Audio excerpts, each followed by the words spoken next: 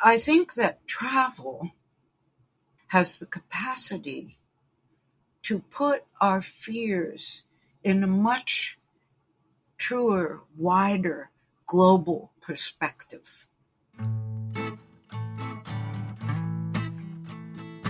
This is Daring to Tell, the podcast where writers read their true stories of personal daring and where we talk about writing and life.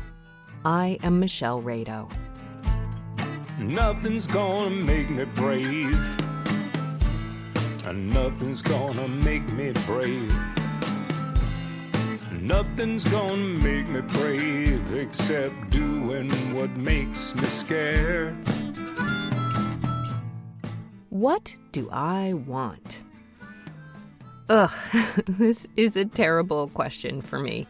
I ask it of myself frequently.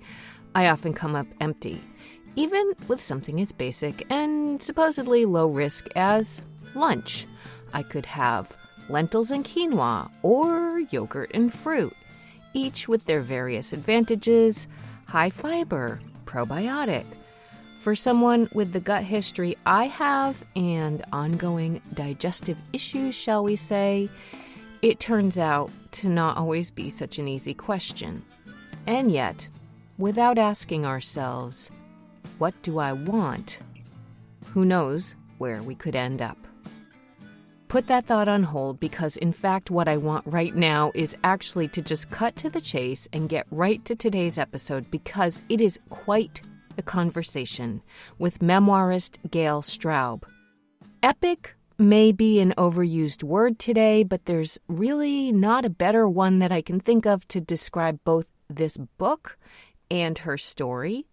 Home Inside the Globe encompasses her lifelong calling for travel, but it's more than just travel. It's a full-scale immersion into different places, cultures, geographies. In this book, she literally maps her life's journey through the places she has traveled to, from being a teenager chosen for an American Field Service student exchange program to Concepcion, Paraguay, through studying at the Sorbonne in Paris, taking a side trip to Morocco, becoming a Peace Corps volunteer in West Africa, and the book takes us through 12 or 13 different sojourns in all, pretty much encompassing the entire globe. Through these places, life happens to her along the way, too. Learning through travel quickly becomes her life's love, but her work, too, as she meets her husband, David Gershon, and together they create the Empowerment Institute. I'll say this book also set me on my ear a bit. I love the idea of travel, but the real thing kind of sends my stomach into knots, especially when I plan a trip. The closer it gets, the more stressed out I get. Even hearing about all the travel she did made me sweat, turning page after page on my little red couch. I wondered, would I find myself in these pages? But I ended up discovering places, maybe not physical ones, but commonalities far beyond anything I had been expecting. And that's why I am so excited to share this discussion with you today. No more analogies. Let's just get right to it. Home Inside the Globe, Embracing Our Human Family with Gail Straub. I am so excited to be here, Michelle.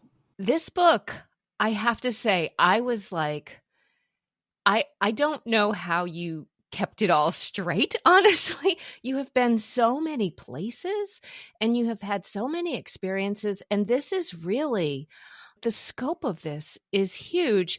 And it's also linear. And we're going to get into so many questions. And I feel like starting off is always like, how do we pull that first thread? I guess I'm first wondering, because I like to talk about writing as well as the topic of the book. What was the organizing factor for this book? Like, how did you come up with the idea of it? Because it's memoir, but I would also call it autobiography. I mean, it encompasses a full scope of a big part of your life. Yeah. Yeah. Well, just so your listeners know from the get-go, from 16 to about young 70s. Yeah. But I'm so glad you asked that, Michelle, because it didn't start out as a memoir. This will be interesting to you and your listeners.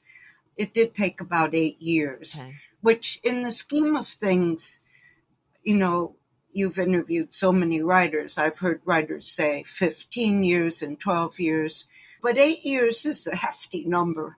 So it started out as this innocent series of travel essays, and I was all excited, and I sent it to an editor in lots of places that are in Home Inside the Globe, and then some that never made it into Home Inside the Globe. Mm-hmm. And she came back to me, and as writers, we know what this is like.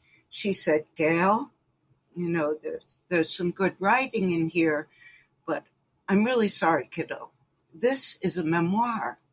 You have to, she didn't say have to. She said, I believe what's available to you here is a kind of heroine's journey. Mm. And, oh man, I was so bummed out.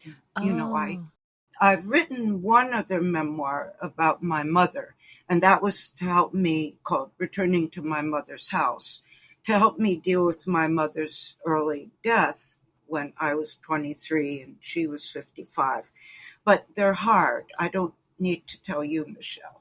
And travel essays, I'm pretty sure, are, more straightforward. Mm-hmm. So I took a deep breath, as writers do, and this is where it gets interesting. I reached out at that point to decide, am I going to go the distance? Am I going to go to the ground, wrestle this to the floor? Right. And I reached out to my friend and colleague, Ned Levitt, who had been my agent for many of my books. He's kind of a legendary agent. He had retired as an agent. He's in his 80s. And I said, Ned, I know you're not my agent anymore, and that's clear, but would you be willing to look at this and tell me if you feel this is worth going the distance for a memoir? I said, yeah, I'll do that, Gail. And long story short, he came back to me. This was like a blessing, like grace. He said, not only do I think it could be a good memoir, I will help you edit it. Oh. And he became my editor, a professional relationship. And I owe a lot of what you just said about the scope, the epic scope, and the 12 cultures. I owe so much to Ned, Michelle. I know this differs among writers, but I am a writer who reveres editors. That's not strong a word. Mm-hmm. I tend to be, as you know, because you've read the book, a sensual writer, and that's all fine and good, but I'm a bit long-winded, and I really need a good editor. And so I tell you, Michelle, it was like an epic journey that we took together. The book itself. It's an epic journey of an epic journey. An epic journey of an epic journey. Yeah. That's it. Because to wrestle this to the ground took us several years. Yeah. And a breakthrough came when I finally figured out these 3 sections. Yeah. Girl. Yep. Being formed. Mm-hmm. Woman. Yep. Taking form. Crone. Passing on the form. Yeah. I know it sounds really simple, but that was a breakthrough. The best and most simple breakthroughs are not easy, I think, so yeah. Well, what happened was Ned kept saying to me, we're coming along, but we haven't, it's not coherent yet. It doesn't have a holding space. And so, like a lot of people, I wake up at 3:30 in the morning and, the veil is thin then. And this was one morning after a very hard talk with him. And sometimes I pray then at 3:30. And so I just said, great spirit, great mystery. I believe in this book, but I need some help. What is the simple and profound container that can hold this. And I kid you not, Michelle, right through me came exactly what I just said to you. Girl being form, woman taking form, acting on the form. And then it seemed to fall together. That's really remarkable. And it's interesting to me how often something happens, especially when we open ourselves to the question, like, please, I need help. Yeah, exactly. And at that moment, when we find ourselves sort of least knowing about what it is, something happens. I don't know. I do find myself going, sorry. When I don't know, I go, all right, I just don't know. And then that's it. Yeah. But I think it's instructive, at least other writers have said to me, exactly the point you've just made, that in writing, the moment of not knowing, if we surrender to that, if we give ourselves over and whatever each of us does to ask for guidance, I think it's an example of when the ego personality steps out of the way and that larger creative force can come through us. I think that when you say that and I think about 8 years, I go, okay, it's interesting because it's not a long time, but it is a long time. And so there was a lot of development happening in that time. There was so much travel in here, but I get the sense out of all the travel you've done throughout your both lifetime and career, these are not the only trips that you've been on. These are ones that ended up fitting the journey, the heroine's journey, as you say. Yeah. I mean, there's a bunch of them. Yeah. I mean, it's a lot. Yeah. But no, you're right. Like they all didn't get in, but right. Here's how I could say it to you. I think the seminal ones found their way. Yeah. The obvious contenders, Russia, China, India, the Middle East, Africa, Paris, like that, Nepal. Right. So I guess the ones that got in, to your point, were the ones, I guess I've never quite said it like this, Michelle. The cultures that are in Home Inside the Globe are really the ones that shape me during those 3 phases of my life. Right. I'm guessing you kept a lot of journals through all of those trips. It's the only way I could have written this book. I was going to say. I had, and still have, boxes and boxes. I started like many women. When I was 14, the first big trip described in Home Inside the Globe is when I was around 16, when I went off to Paraguay. Yeah. But I have all those. That mean literally boxes and boxes. Yeah. And I'm 76, and I still keep very regular journals. Yeah. Well, it becomes more than a ritual. It's a practice. It's both creative and sort of logistical too, right? Yes. And, it's practice for sure. And I think many of us, when we go away, when we take a trip, we're experiencing so many new things, new people, new sounds, smells, sights, everything, language.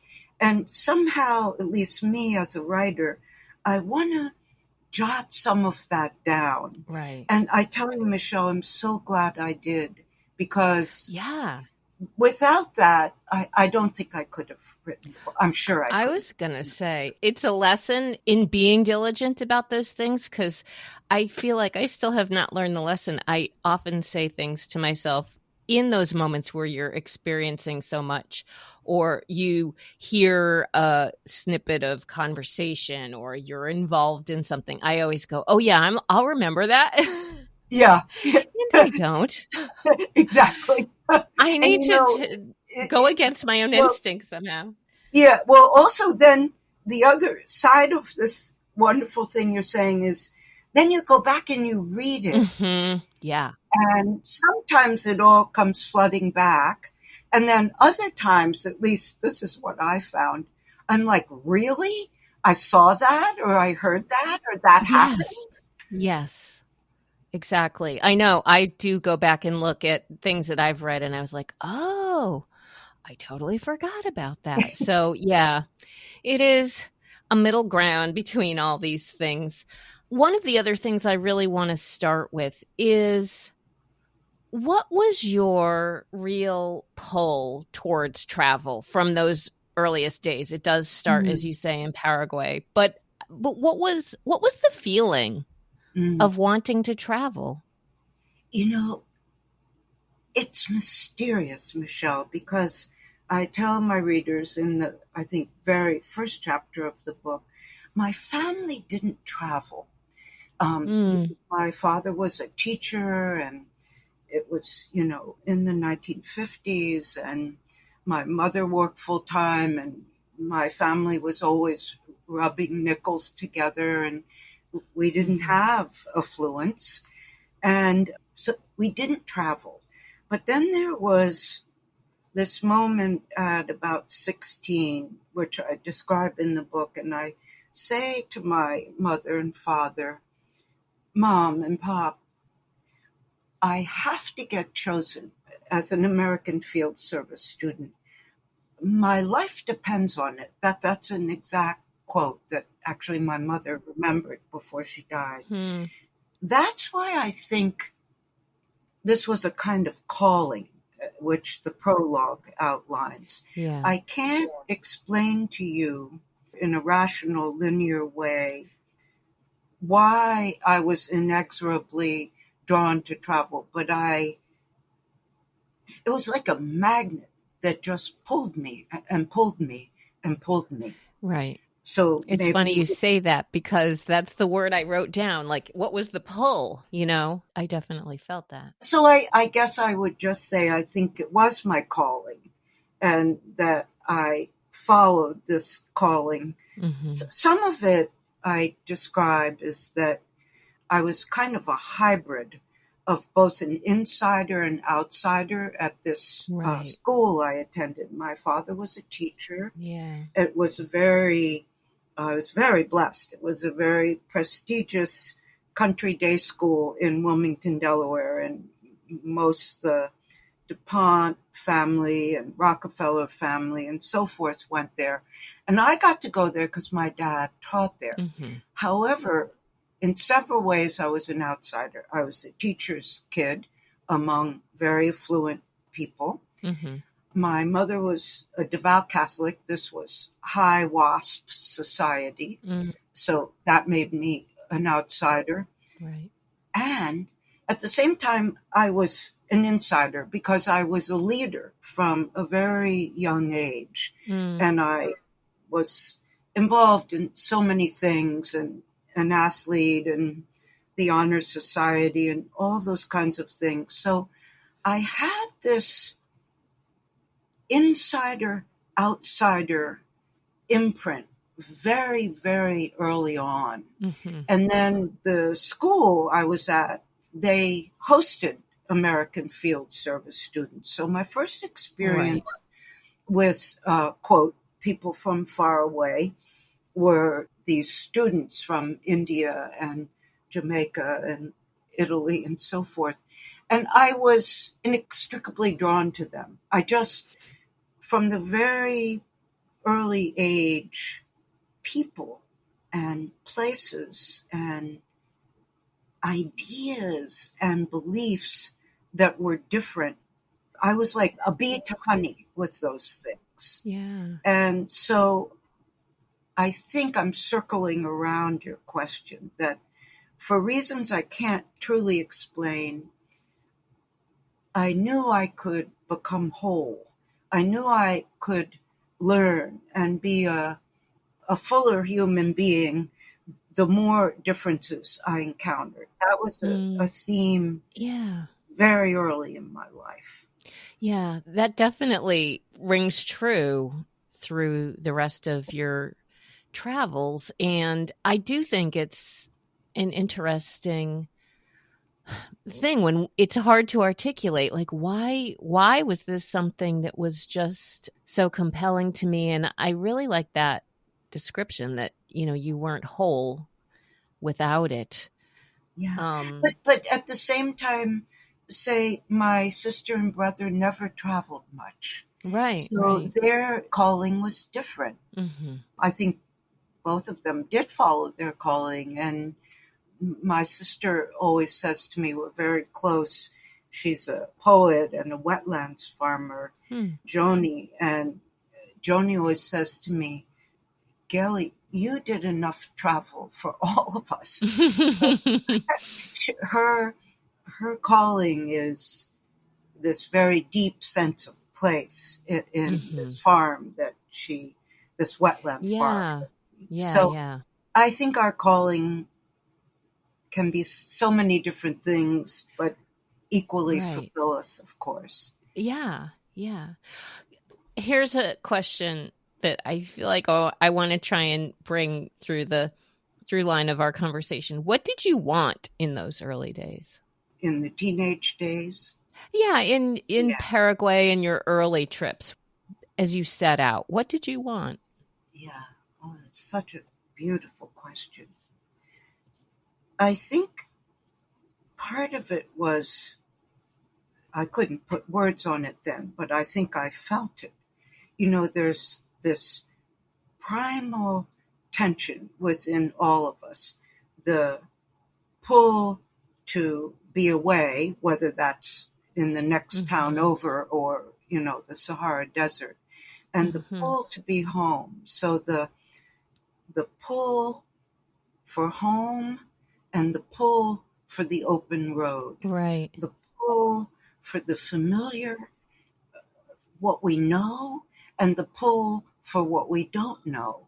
So I say to the reader in that first chapter on Paraguay, I had so been pulled to what I didn't know, to what was different and quite literally foreign.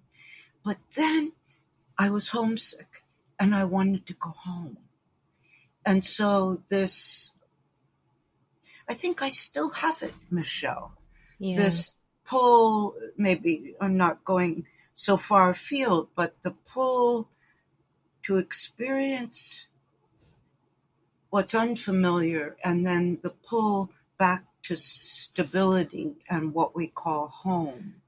Yeah. Maybe it's a bit like the in-breath and the out-breath. Yeah, I was going to say, as you say that, what comes to mind is the idea of contrast and how the best way to see sort of the aquarium that we are normally in is to go out to not the aquarium or a different aquarium, to get yourself out of what that was. Yeah. And then when you're there, you can return back.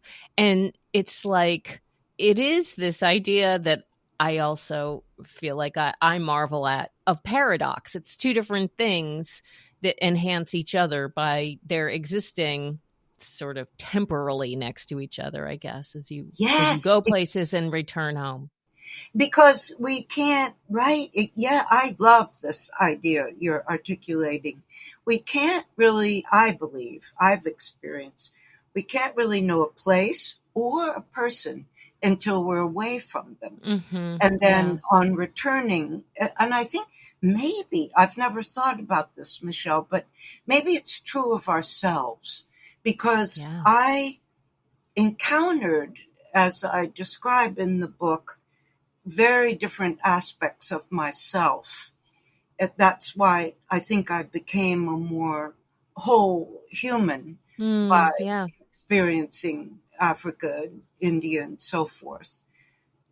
So, sorry, I'm thinking about the contrast and what you were saying about in ourselves, because, what that makes me also think of is it's kind of the reason why I read, because I love inhabiting someone else's skin for a while. I mean, particularly when one reads memoir, especially.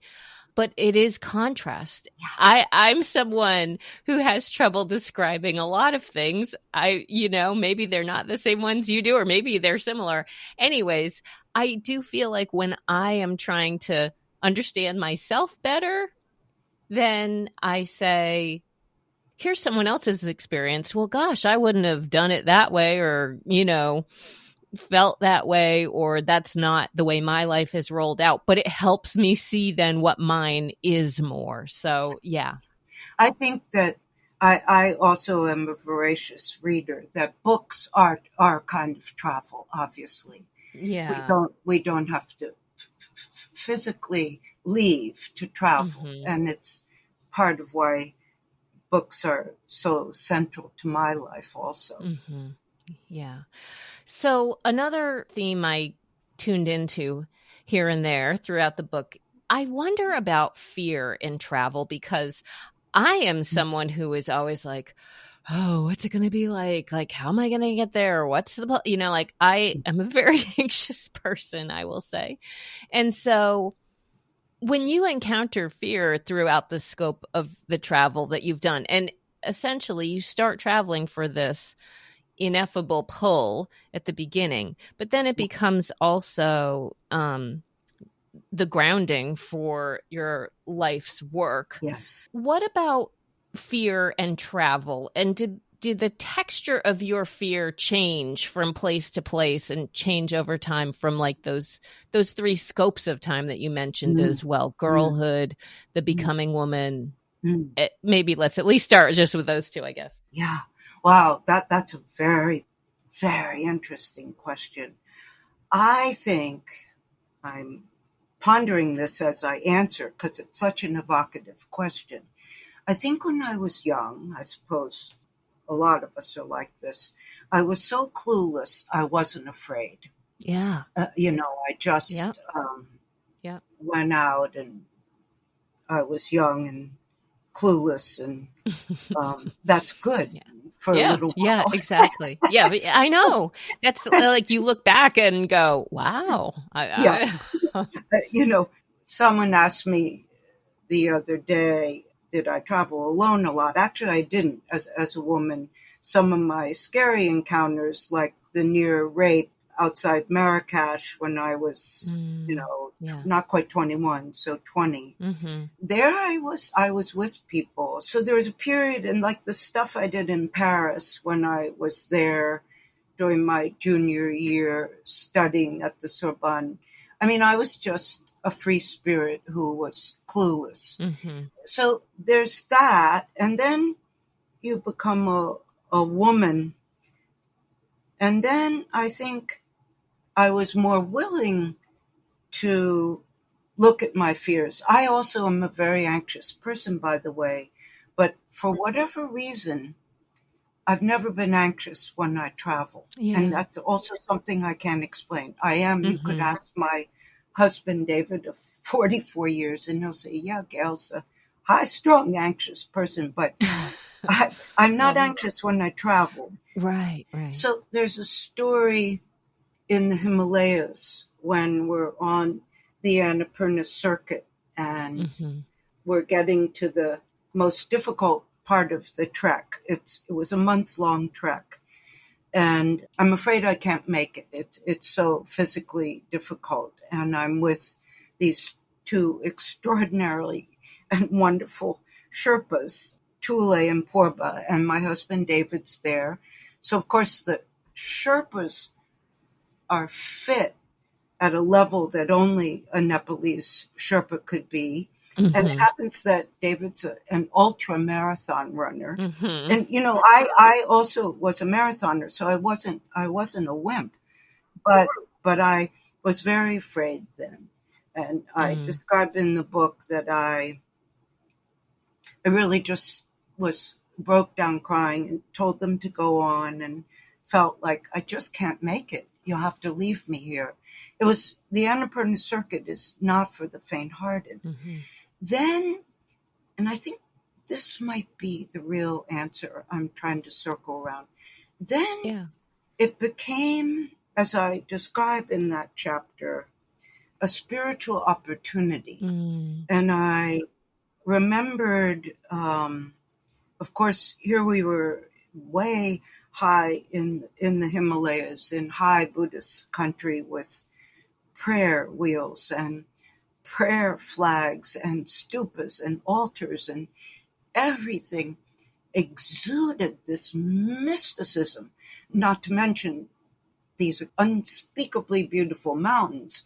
So I'm crying and thinking I can't go on. And I remember a passage that I'd been reading. I can't quote it exactly, but it had to do with, if we get beyond our small ego personality, what we experience is a force of love that is so vast and so much greater than our fears, that that's my understanding of Buddhism. When we meditate, we're trying to more and more connect with that vast field beyond our small egos, beyond our fears. So anyway, here I am, crouched down on the ground in the Himalayas. Yeah. So I took that passage in. Mm-hmm. And then it wasn't that the physical part of the trekking was less difficult, but I was less afraid. And I felt much lighter. And I was in the present moment, of course, the whole point of spiritual practice. Yes. And for the rest of the day, with the help of these amazing friends, Purba and Tule, and David's help, I was able to make it. And that connects, I think, then to the crone part of life. I think that as we age, or I'll say as I age, there are more and more fears. Fear of dying, fear of, not fear, but the reality of losing all friends. It's happening to me constantly now, friends in their 70s and 80s and so forth. And so all the human existential fears that we all have, they come closer. And the journey for me as a crone, as a wisdom keeper, is to face those fears and allow them to teach me. It's not like I'm less afraid now, Michelle, at 76. Right. But I think it's a paradox. I'm more aware of my fears, and I'm more willing to face into them and see if I can learn from them. Also, I want to say, because your question is profound, I think, the cast of characters that I met in this book and what they had been through, from women born into brothels in India and young girls forced to marry at 12 years old, and Syrian refugees in the camps in Jordan. Not to mention the chapter we're going to read on, Stalin's reign of terror, etc. I think that travel has the capacity to put our fears in a much truer, wider, global perspective. And that was a great blessing for me. I'm still afraid, just like everyone, So I think we go from appropriately naive and clueless when we're young to, okay, let's get on with it in the middle part of life. And then in the crone part, for me, it's more of a spiritual journey with the fears. Yeah, that's quite profound. I'm going to have to think about that for a while, because It's both comforting and tremendously unsettling because I do feel, You're yeah, right. You're right. it's not like we're waiting for some moment when we feel like, okay, I'm not going to be, I'm going to get past all this. It's just more of a recognition of I'm not going to, and how am I going to handle that? Yeah. Or how can it help liberate me? Yeah, You know, yeah. so many of our spiritual traditions, Judaism, Christianity, Mhm. Buddhism, Hinduism, Islam, in some way a thread for all of those. And I saw that because I experienced all those traditions in my travels, is that what scares us can also liberate us. Right, right. I mean, actually, that's quite informative because there's a reason why our fears are uniquely ours, Yeah, that's right. you know? Yeah, yeah. Otherwise, why would we wouldn't have them? I mean, my fears aren't going to liberate you, and your fears Right. aren't going to liberate me. So, Exactly. Yeah. Wow. Okay. Wow. I think we can just hang it up now. No. I'm kidding, of course. I mean, I don't mean to like diffuse the seriousness of this because that is pretty profound.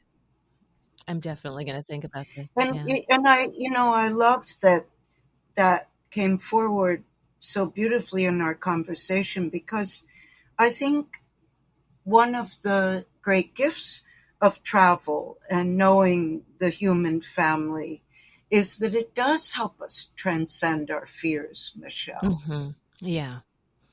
Yeah. I wanted to also talk about a few specific places before, as we say, we do want to get to Russia. See, this is one thing I like about traveling from my desk chair. We can zip We can zip to all these places without having to go up to 30,000 feet. I'm not an easy flyer. I will just say, declare that as one of my fears. It's sort of like the older I get, the more I think about what does this mean going up into the sky like this and to Yeah, this metal yeah. tube. Anyways, I don't know if the question is back to that frame of what did you want, but the places that I will say popped up most sharply for me Mm, in some of the things that you've done and where you've been, crossing the Sahara, mm, that completely arrested me. I was like, mm, "Oh my God, I can't even fathom that." mm. And one thing I didn't say is what you do so beautifully in this book is you map you map your own journey to these places, and in the Sahara you take on, as you mentioned earlier, your mom's death, Yeah, and yes. I'm trying to either remember or pull up, was that a literal thing, or is that a hindsight perspective when you were crossing the Sahara? I don't, wherever you want to start with that, because Yeah, yeah. I'll listen to whatever you have to say about crossing the Sahara. Well, for many people, that is the most evocative Yeah. chapter. Mm-hmm. By some cosmic fluke, my parents' deaths, I mean, you can't make this stuff up, right? Mm-hmm. So my mother's death was very close to when I crossed the Sahara, and my father's death was just weeks before I went into the Himalayas, which we talked a moment ago. But what happened was my mother, I went home. She suffered from rheumatic heart fever before they had antibiotics, and so Mm. that left she and many others left her heart very fragile, and she Uh, was not well most of her life. And then, to her enormous credit and courage, she agreed to have this experimental open heart surgery in 1972. And I went home from Africa for that, and that was pretty scary, but she made yeah. it. Right. And I want to say this part because it's relevant to our conversation. So right before I returned home, I was at home with her in Wilmington, Delaware, and we were sitting in her garden, and she was recovering, and I had said to my parents, there's no way I'm going back. I'm gonna stay home until Mom's better. And neither one of them would hear of it. They said, no, you're going back to your Peace Corps. You're going back to Africa. And so one of the last things before I left is I used to write letters. So this is another origin story for me as a writer, the journals and the letter writing. So I still have all these letters, like my journals. I wrote my parents, of course, longhand, decades before computers, these letters from Africa and so forth. And so she loved these letters, Michelle, and she would read them to her colleagues at work. And so she says to me, okay, darling, you go back to Africa. You keep having your adventures and writing your letters, and I'll keep getting better. That may have been the last words my mother spoke to me. And so, you keep writing your letters and you keep having your adventures, almost stating my dharma out loud to me. Yeah. And then I go back to Africa, and she dies shortly after that. And by some, again, cosmic coincidence, cosmic turn, I had already been planning this trip across the Sahara. Now, it wasn't like every Peace Corps volunteer did that, but it wasn't completely unheard of. Mm-hmm. We were young. I was 22, 23 when I crossed. And if we lived near the Sahara, that was part of a kind of possible adventure that young Peace Corps volunteers took. So long story short, but of course I didn't know that I would be crossing within a few months after my mother died. So I entered the Sahara completely lost and heartbroken. You could say a quintessentially lost soul. And I didn't know who I was. Without my mother, I was very young. I didn't know how to grieve her. I was a lost soul. And so I entered the Sahara in a camel caravan with the most extraordinary people I'll ever meet in my entire life, the Traore nomads. So I'm taken under the wings of a very amazing woman called Takama. And I speak fluent French by then, and she speaks French. And so she's assigned to kind of watch her. Mm-hmm. And what happens one day, as I describe in the book, she's extraordinary looking, we should say. She stands, as many of the indigenous Traore, over 6 feet tall. She's in these flowing indigo robes and high turban. She has kohl around her eyes, and her entire body is full of henna tattoos, which was a spiritual art in the Sahara. The henna tattoos told spiritual stories. So Takama takes care of me. She teaches me about her culture. And one day she says, what does your mother think about you crossing the Sahara? And I tell her, it's just been a couple months since my mother died.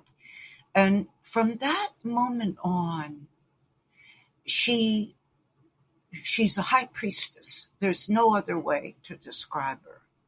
And also a shaman, I think. And she begins to take care of me. She begins to teach me how to be a woman. It's an initiation. She teaches me that in her culture, the women are absolute and total equals to the men. This is 1973, just at the cusp of feminism. Yeah. She teaches me the women hold their communities together. They're the storytellers. They're the truth tellers, the griots. She teaches me that in this indigenous culture, the arts, poetry, music, writing, stories, that's how they survive drought and starvation. You could say, Michelle, and this is not really an exaggeration, she taught me everything I needed to know. It took a very long time, many decades, to fully understand the implications of her indigenous knowledge. The women had intricate herbal formulas for birth control. Yeah, I was fascinated by that. That's They, interesting. they were so far ahead, Mm-hmm. to say that they were revolutionary would be an understatement. So that crossing was an initiation. And I think I didn't realize till I wrote this book that she was planting the early seeds for my work with disenfranchised women later in my life with our Empowerment Institute, the work Right. that I did throughout Africa and India and the Middle East. But she was teaching me about agency, and agency Yeah. became the philosophical driver for Mhm. our Empowerment Institute. But mind you, I was only 23. Right. Did you ever keep in touch with her? Was there ever any way to? No, no Yeah, I was address. gonna say I can't imagine there would be, but No, yeah, but it's fascinating because for her to know the impact that she had on you. well, here's what's really interesting.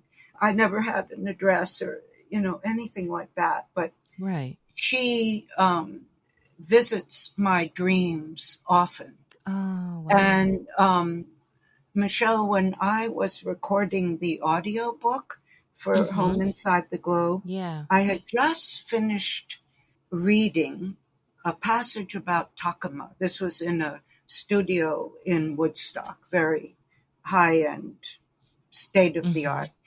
And no sooner have I finished reading that passage about her and what she meant to me when the electricity totally goes off for 5 minutes, Oh my God. like down and out. 5 minutes and then reboots. And my engineer, Danny Bloom, comes out and says to me, Gail, I think Takama's up to her tricks. Oh my God. So I didn't get a literal address, but I think we got each other's psychic address. You're on each other's wavelength. Yeah. Wow. Well, I have to just take a breath after that. Yeah. That she's worth taking a breath. Yeah. Michelle. It was remarkable. Yeah, I mean, it was very otherworldly. It's maybe too cliche or something to say, but it's of our world, but it was just so different and so mystical in a way.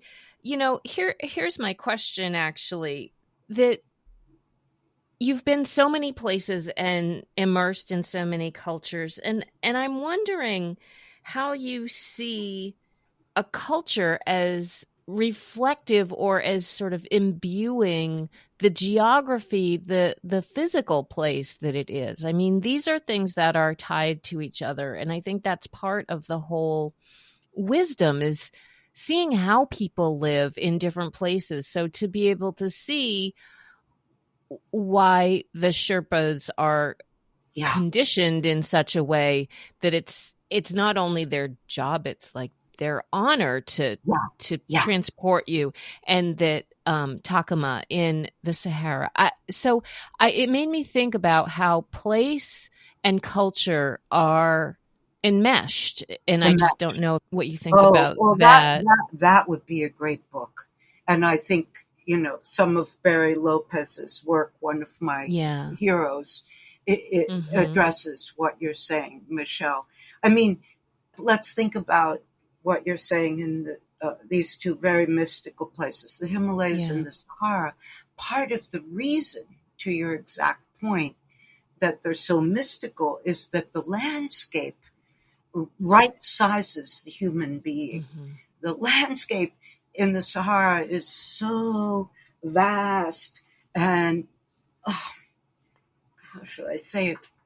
There is no question who is the greater force, the natural world or the human, in a Right. place like the Himalayas or Yeah. the Sahara. Mm-hmm. And so there's a way the veil is thin, and there's a way that those vast mystical landscapes right size us. And I think a different kind of example, take Bali, Mm-hmm. maybe not this vast, uh, overwhelming landscape like the Himalayas or the Sahara, but the landscape in Bali is fraught and imbued with arts. Every place you turn, there's beauty. Yeah. The way they dress, that there's no word for artist in their language. That every, less so now, but in an amazing way, somehow the Balinese culture, to your point, is imbued with the sacredness, the sacred in the daily. Mm-hmm. A little bit in Ireland, you feel in that landscape in Ireland with all the stone circles and the standing stones and all the sacred sites, you feel the Celtic mysticism of how close the landscape and humanity are close friends. The line that I use in that chapter from the ancient Druid poem, I am in everything and everything is in me. You feel that in Ireland. Yeah. Oh, I love it. I love it. These are things I never thought of before. And let's get into our reading because this will be yet another sharp contrast in differences and landscape and place and people. But let's go to Russia, shall we? Yes. So I will read the passage all the way through. Yes? Yes, perfect. Okay, wonderful. So just so people know, it's 1990 this time that I'm reading. Yes, and this is another important facet of the travel is not just the people, the culture, the place, but the time. And so this is right after the Cold War and there was glasnost and the thawing. So it is a bit of a moment to be seized, I guess, is one way of saying it, right? Yeah. Very, very, we didn't know then. Of course, we hoped it would stay, but it was a very, very slender moment, and we were very blessed to work there then. So I will begin. Small and wiry, with intense dark eyes, crowned by a head of unruly brown hair, Dr. Igor Volkov exudes passion as his words rush out like there isn't enough time. Oh yes, I have met another teacher. Very quickly, I will understand how Igor represents the essence of all that I will come to love about Russia. Igor continues, so honestly, I'm not sure how to break the news to you both, but I'll just say it outright and be done with it. Russia is like a crazy, mixed-up stew of disintegration, reconstruction, potential confusion, and curiosity. Our country is kind of a mess, but a very interesting mess. Then again, that is pretty much always true for Russia. Giving us a wry smile, the handsome doctor looks relieved to have delivered this news to David and me. Having sketched the backdrop, Igor continues his download. Gail Warner has thoroughly briefed us on how the 4-day empowerment workshop will unfold, and our team has all carefully read your empowerment book. If I understand correctly, the foundation of your work is behavior change. So, here are the behaviors that we Russians need to change if we are going to seize this moment with Gorbachev. We need to move from separation to connection with the rest of the world, and we need to shift our perspective toward change from being fearful and resistant to open and flexible. So focused and intense, this guy doesn't fool around. Igor and David are going to get along like kindred spirits. Taking out the little notebook that I always carry, I start writing notes as Igor's words keep gushing out. And because of our interminable years under communism, he continues, most of us Russians still fully inhabit the personality of Homo Sovietus. This means fearful, isolated, and above all, obeying authority. So, Gail and David, we Russians need your American concept of self-responsibility more than anything. This is radical for us, because under communism, we were just told what to do, and we did it. Concluding his penetrating briefing with a bright twinkle in his eye, Igor says to us, basically, we just need you to undo Homo Sovietus. In her thickly accented English, Dr. Gusev now adds her perspective so that we understand not just the outer political terrain, but also the interior landscape of the Russian people. With long, curly chestnut hair framing her porcelain face, Svetlana is the water element to Igor's fire. As she begins her briefing, Svetlana's voice is soft and lyrical, but her words are no less brilliant than Igor's. As you might know, during Russia's recent history, the personal life was declared dead by the Soviet regime, she explains. With no inner life allowed, psychoanalysis, therapy, and self-help were completely suppressed in Soviet society. Now, with the fall of the Soviet Union, it's only in the last few years that the floodgates have opened to pioneering American psychologists like Virginia Satir and Carl Rogers. And these pioneers were utterly shocked by what they found. The entire generation of Igor and my parents are deeply traumatized from living under Stalin's reign of terror. Signed death warrants for thousands of my parents' generation have just now been uncovered, and none of this has ever been talked about. Under Stalin's Soviet officialdom, any expression of feelings such as sorrow, guilt, fear, or pain was declared illegal.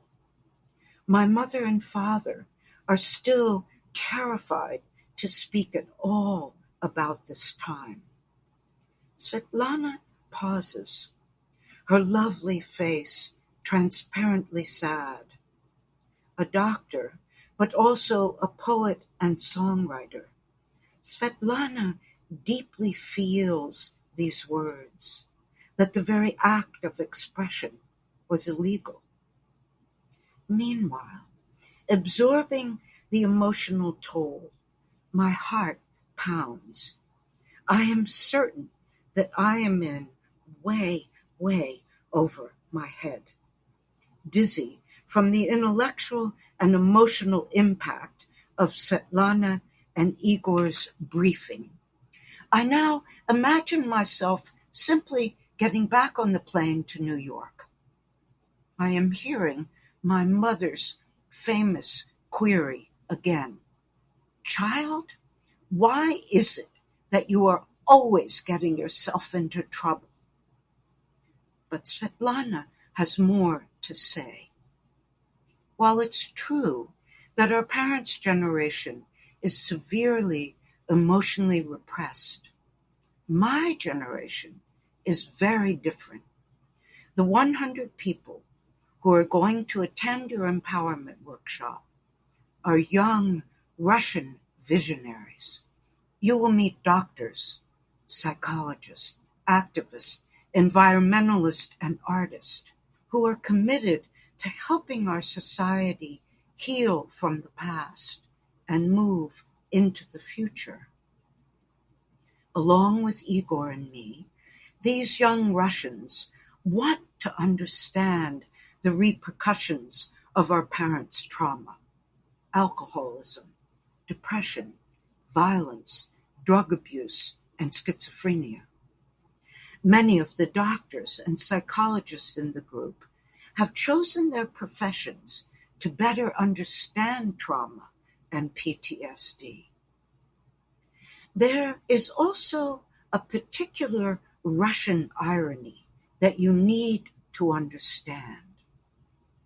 Though Stalin tried to kill the interior life, the truth is that many Russian people are very passionate inside.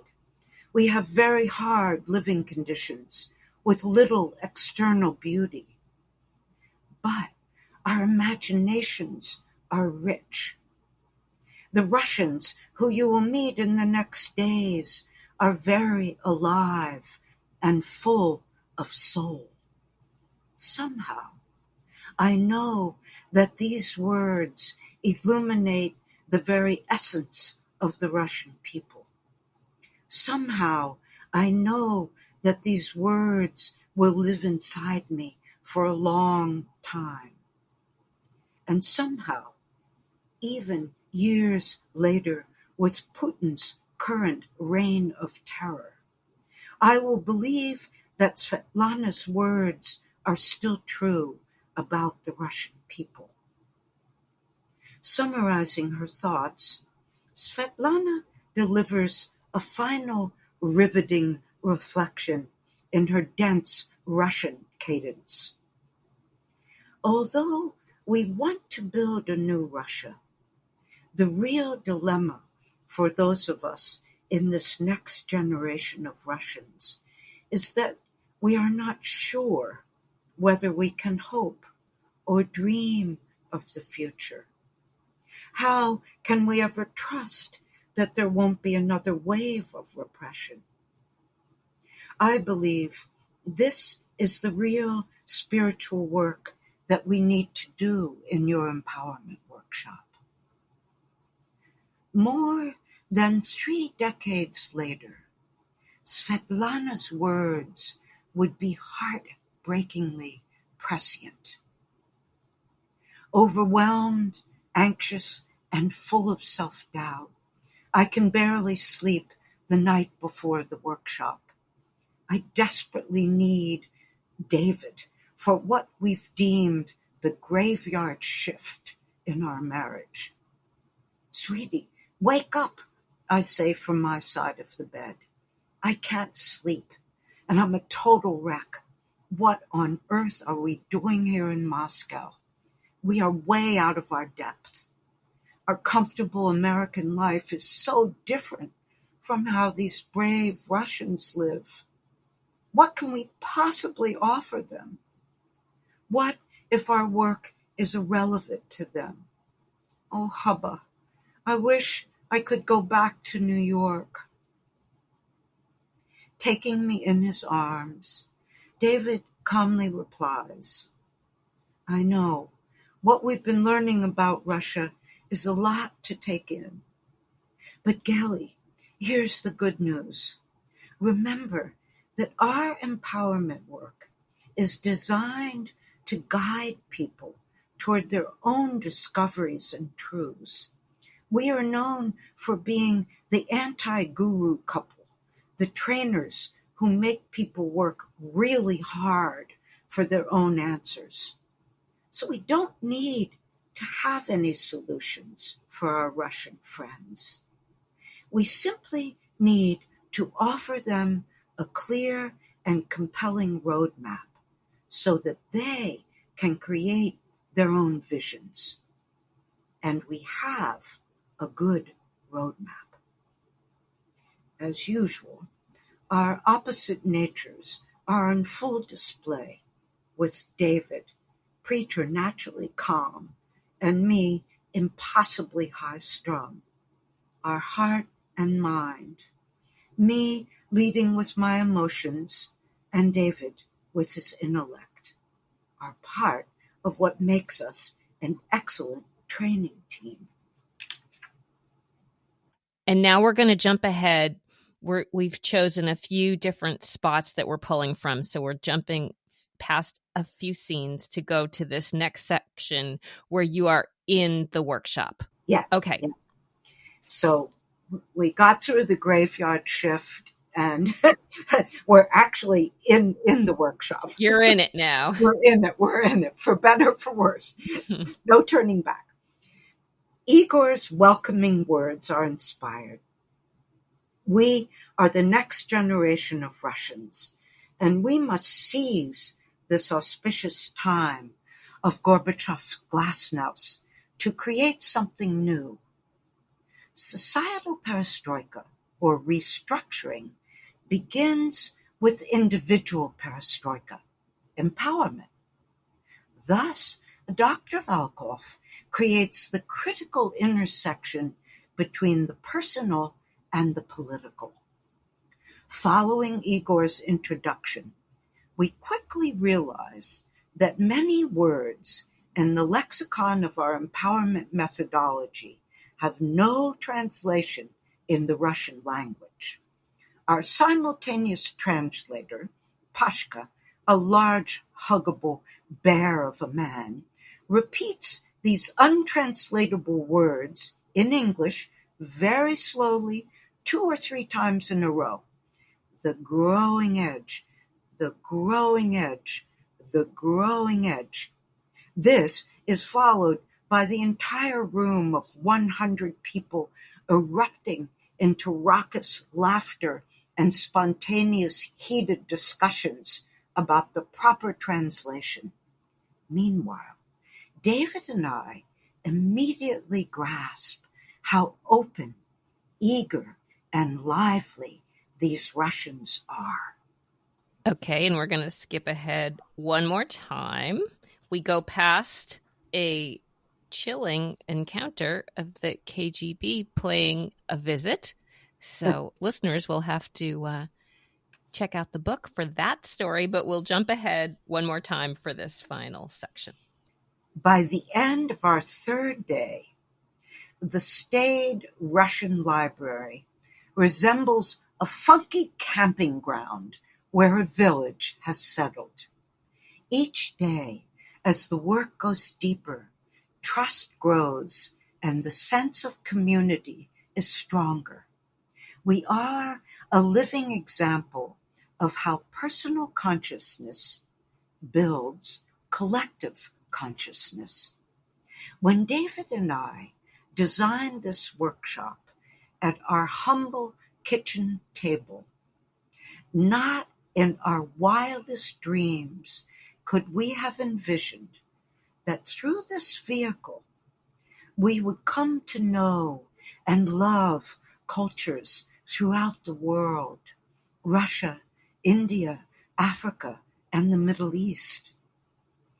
It feels as if this word, this dharma that our life is dedicated to, empowerment, can only be fully realized by engaging far reaches of the globe.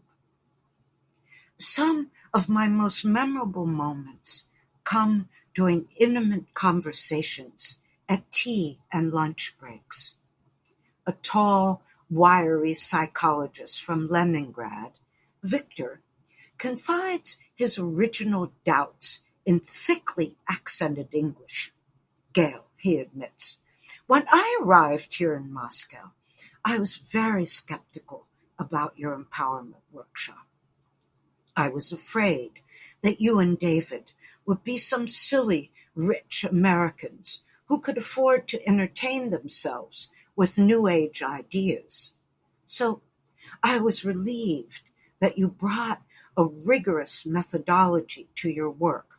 Also, I am relieved that you have traveled widely outside of America, so you aren't as naive as many Americans are. Please forgive me for speaking so openly. I hope it's okay. I welcome your thoughts, Victor. I have learned so much from my time here in Moscow, I say. But really, the tall Russian gears up to deliver his punchline. My greatest fear about your empowerment workshop was that you might try to feed us Russians yet another dogma, just when we are beginning to free ourselves from communism. This would have been a real nightmare. But right away, it was clear that you turned us back upon ourselves. You gave us Russians the full responsibility to envision and create the personal and societal changes that we want. Gail, this is a big part of why your work has empowered us. With his lanky frame, a rumpled tweed coat, wire-rimmed spectacles, and eloquence, Victor is decidedly scholarly. In the coming years, it will be Victor who brings our work to St. Petersburg and helps translate our empowerment book into Russian. Dasha, a lively activist, sits with me at lunch. What I like best about you Americans is that when you don't like the status quo, you seem ready at any moment to protest, agitate, and demonstrate, she remarks. You are the perfect opposite of our repressed social calm in Russia. Wearing a striking black and red plaid dress paired with tall black boots, little does Dasha know that soon enough she herself will be demonstrating at the parliament in the Kremlin as the tanks roll in, part of the historic Second Russian Revolution in August 1991. Sasha, a biochemist and poet, shares her shiny orange kumquats with me at lunch, while offering her thoughts as the fruit's juice spills down my chin. You know, Gail, the United States is kind of like these sweet and sour kumquats, she observes. Your country has the strange mixture of being simultaneously emulated and despised.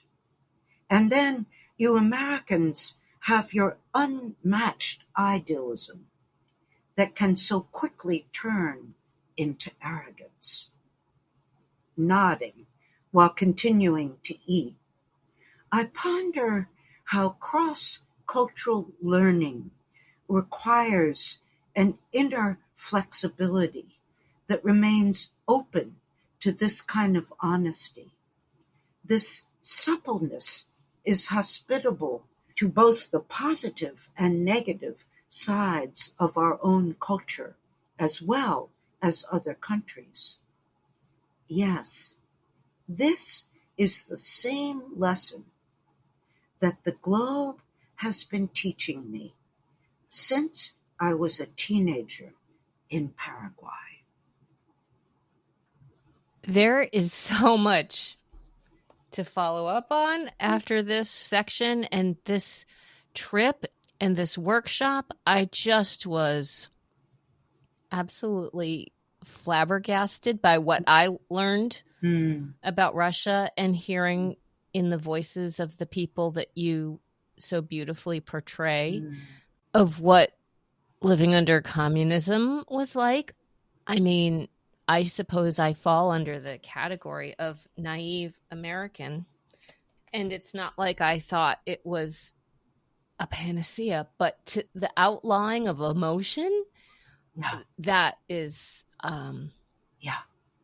more it just was more arresting than what I realized or knew or thought about what the ramifications of that is, you know, culturally and generationally.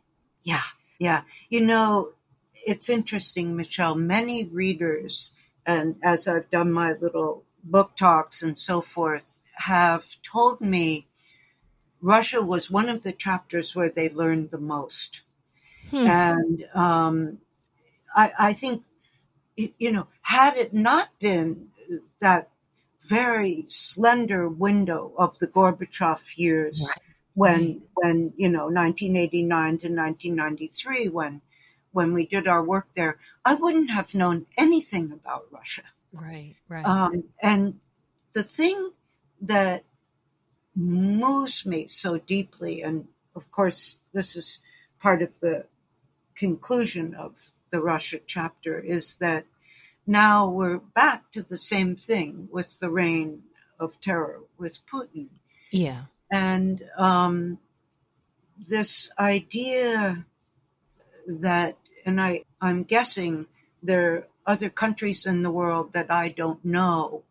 In fact, I feel certain this is true, where there's a tremendous outer repression, a tremendous political repression, which then results in an extraordinarily rich interior landscape inside of people. And what I wanted to do with each of the 12 chapters is offer the reader the most important thing I thought I'd learned.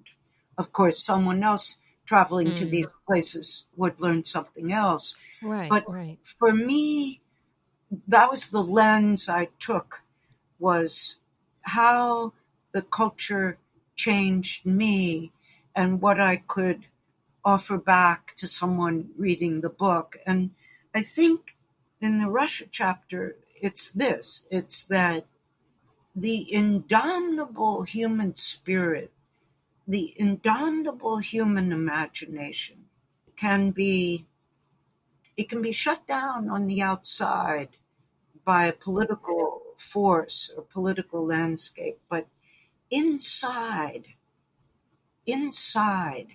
our imagination, our dignity, our hope, those are things that no one can take away.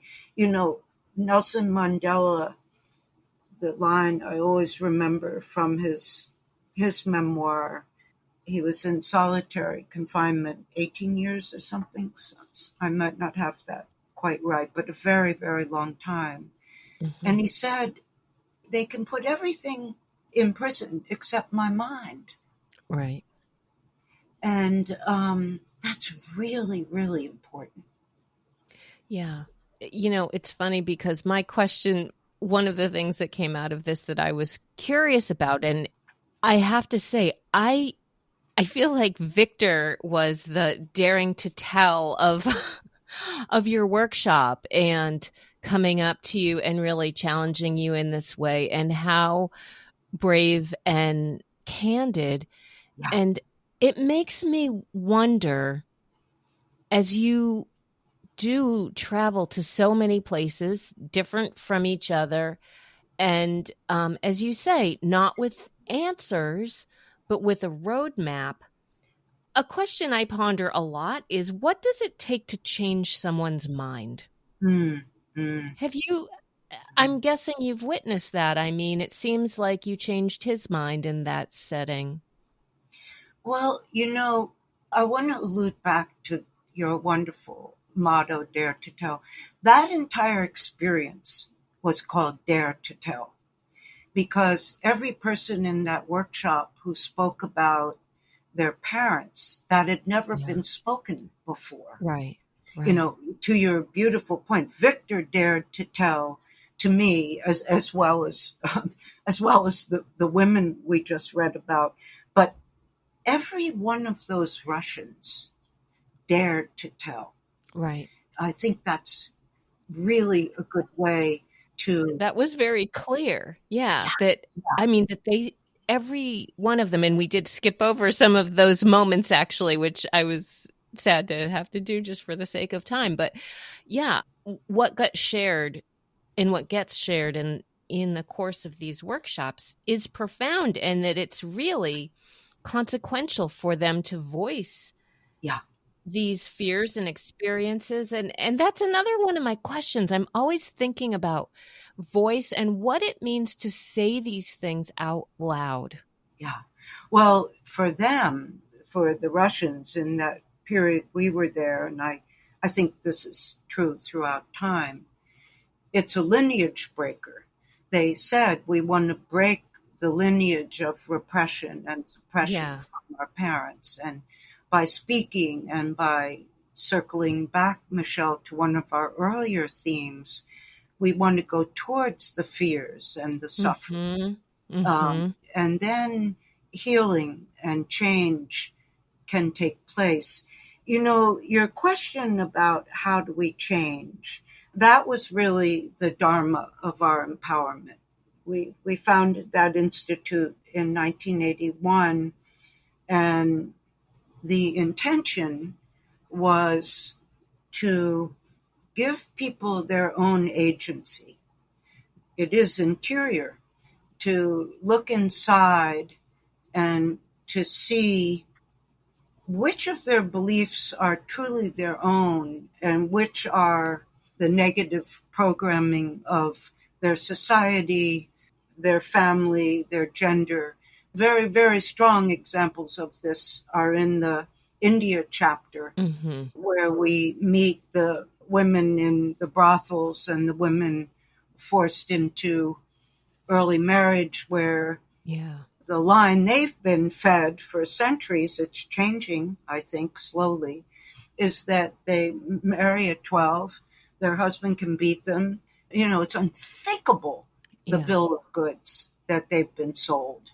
But until they speak out loud that those beliefs are not theirs, until they tell a different story, since our conversation today is about story, no change can take place. At the beginning of the prologue of Crone, I quote my great hero, the Brazilian visionary Paulo Freire, and I'm going to read it.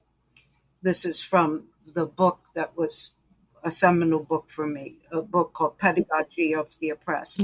So Freire says to us, in encouraging poor people to find images of a possible better reality, we help them to step back from the unconscious acceptance of, quote, reality, and to perceive the world critically.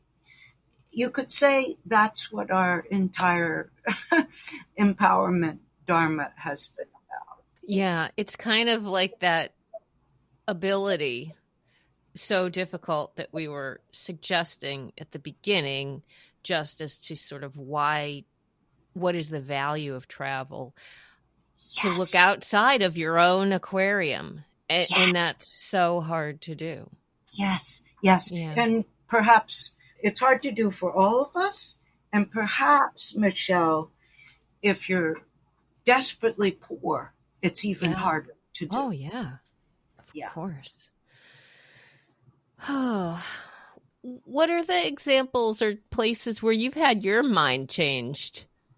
Oh, I think every one of those certainly since we read passages from Russia, I could say I was never the same after the work there. I know the work in China changed me. That work was during about a decade, and because to your earlier point, Michelle, China and America are these two giants that are opposites. Mm-hmm. And somehow encountering a culture 5,000 years old and we're just this little young baby, Yeah, exactly. that taught me a lot. And then our American framework of individualism, and we can change and make our own destiny, and we tend to do things rather quickly, whereas the Chinese take this, understandably, they're 5,000 years old, this telescopic long view. Yeah, right. Change takes a long, long, long time, and Yeah. human life is a bit expendable there. The individual is not so important. The collective is the thing. Yeah. So all these perspectives, I think one of the key points that you've beautifully alluded to in all your questions is to grow more global, to grow more whole. We don't have to agree with any of these perspectives. Some we can find our way, perhaps, but the real, could say, the spiritual impetus behind the book was so that I could hopefully tell a story of how I learned to deeply respect differences, not necessarily agree with them. I was pumping my fists in the air. I was going ding, ding, ding, ding, ding. I love that. I don't think we're going to. And another term that you mentioned that is something that, no pun intended, or maybe pun should be intended, resonates deeply with me is the idea of real deep listening, which has to do with suspending our other ideas. It's so hard and so important. And sometimes I feel at the end of it, there's, obviously there's plenty of work to be done, to just state it broadly, but sometimes there's nothing to be done. That's right. Just other than to know and let it lie for a bit. Yeah. To that scope question, because China, I wanted to say China was another one that I really, very profound. Well, what you just articulated so beautifully was the lesson of China. So we went after Tiananmen Square, another seminal moment for me.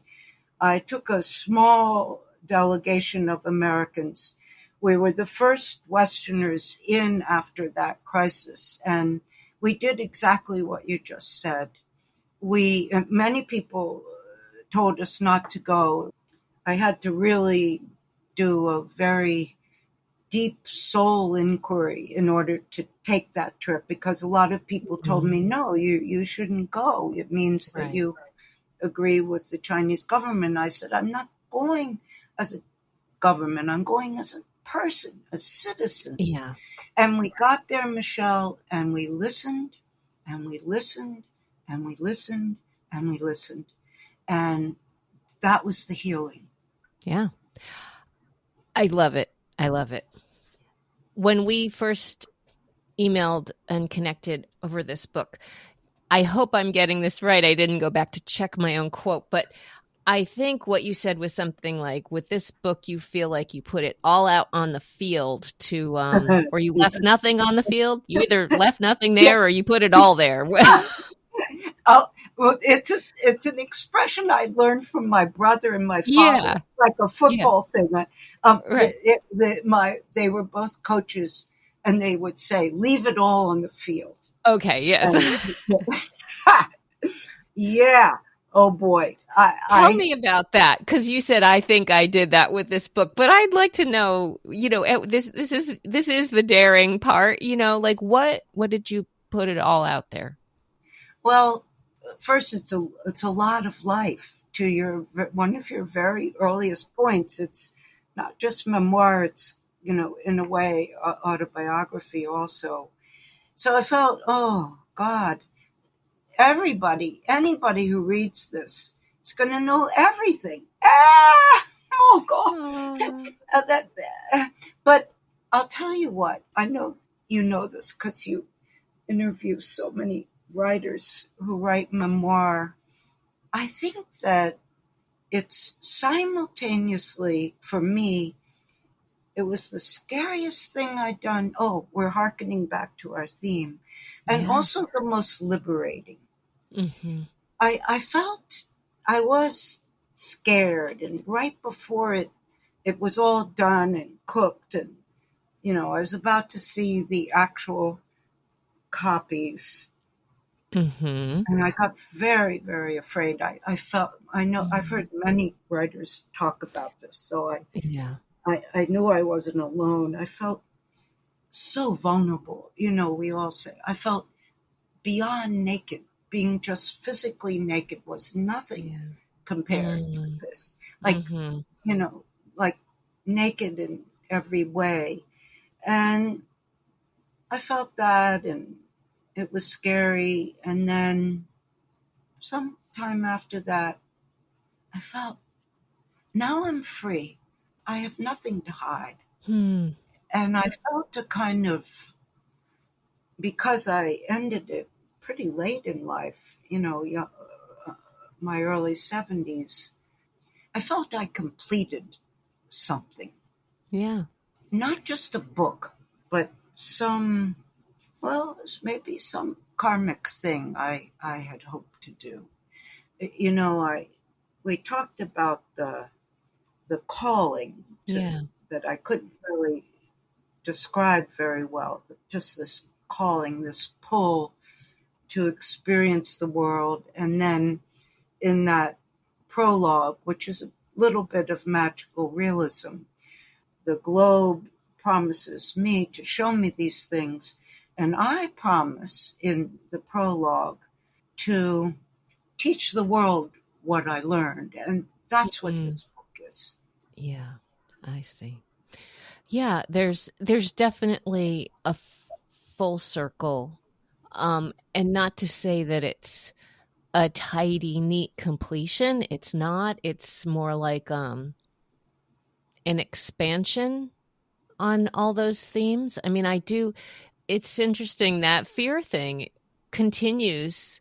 Yeah. And it doesn't change, but yet maybe we grow to understand it a little bit more or befriend it, even though it still terrifies us. I don't know. Or I think, Michelle, this is very interesting because it has been a beautiful thread weaving through our conversation. I think for me, I maybe was trying to say this in the crone part. I understand more and more deeply that if I can face my fears, it doesn't mean I'm not afraid. I'm plenty afraid. But if I can face them and learn from them, like you say, they become a teacher, a friend. Then I'm becoming more free. They're part of my liberation. Wow. You know what I wanted to say to you when we first got on? I wanted to say congratulations on this book, but I mean, I'll say it now because that is huge. I mean, it's a personal arc and it is a professional one, and to bring those two things together, I think is especially meaningful. And what do you want next? From life, from the book, either or. I don't know. It's up to you. What do you want? I feel like that was a question, that you brought to many places, asking people what they want. Yeah, you're right. Well, and what do you want next? I tell people, I just want to write books. I mean, it's interesting because many of my friends, some of whom you know here in the Hudson Valley, are full-time writers. And they've been full-time writers a long time. But I had to wait till I was something like 72 or almost 73. And anyway, I had to wait till my 7th decade because I was, out and doing my empowerment dharma, and it was so fulfilling, and I knew it was my calling and what I was supposed to do. Yeah. But then there was a moment when I knew I was complete and that I'd been writing books over the years, but never was I a full-time writer. I would sneak in the weekend. Right. Sneak in, like how that goes. But now, this is it. I'm working on another book, and I'm well into that. And then I have 2 more in my head that are just alive and kicking.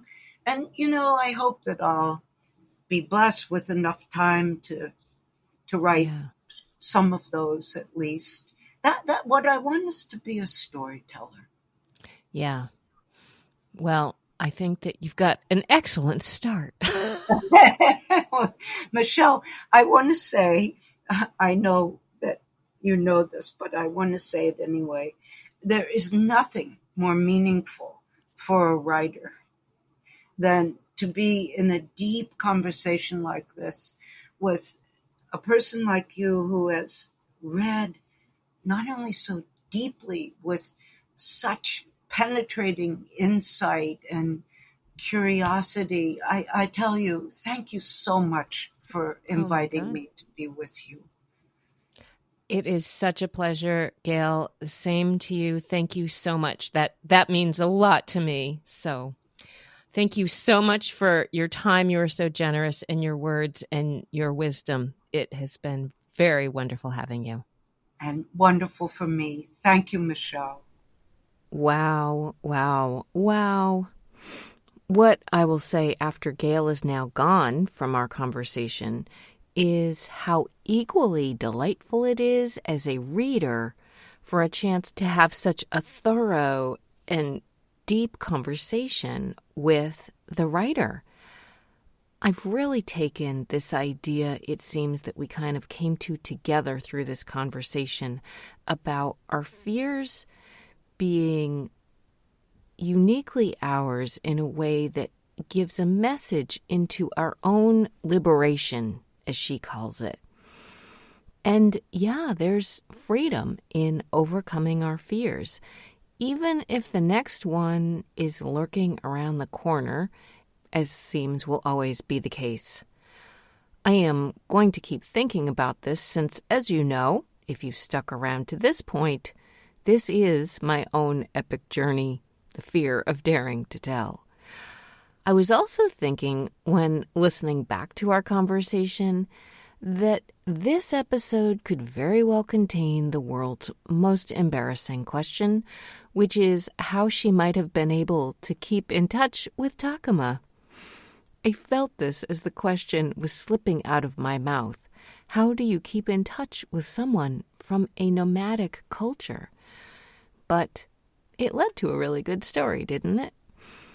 Okay, well, next, the details. Yes, there is a link in the show notes for you to find out more about Gail Straub, keeping in touch with the wisdom she has to share next. Her use of the word crone will have me seeking out etymology for that, by the way. And also a link for her beautiful book, Home Inside the Globe, available both in print and audio, as you heard her mention. Thank you, Gail, for your stories and your bravery. Back to that ongoing question, what do I want? Which aligns us with ourselves. I will let you know I ended up having yogurt and fruit for lunch, which has gone down quite well. And I definitely know another thing I want, which is for you to follow this podcast if you have not done so already. That will lead to an automatic download for you when I push it out on the first Thursday of every month. I usually give links to Apple Podcasts where you can find and follow, but you can find it on many of the most popular podcast apps as well. What else do I want? I would love for you to sign up for my free newsletter called The Redo, where I send out a monthly missive loosely related to the themes I discuss with my guests on this podcast and muse over other questions that may not have occurred to me until after I turned off the microphone. You can sign up for The Redo at my website, michellerado.com. That is it for this very long episode. Thanks again to memoirist Gail Straub, also to my husband, Phil Rado, singer and songwriter who provides all the music you hear on this podcast, including my usual theme you're hearing now called Make Me Brave. Most of all, to the person I could not do this podcast without, and that is you, for making it all the way to the end of this particularly epic episode, and for daring to listen. I will catch you next month. And nothing's gonna break my fall. There's nothing in the protocol. It's like swimming up waterfall or taking away the ground. Taking away the ground. It's like taking away the ground.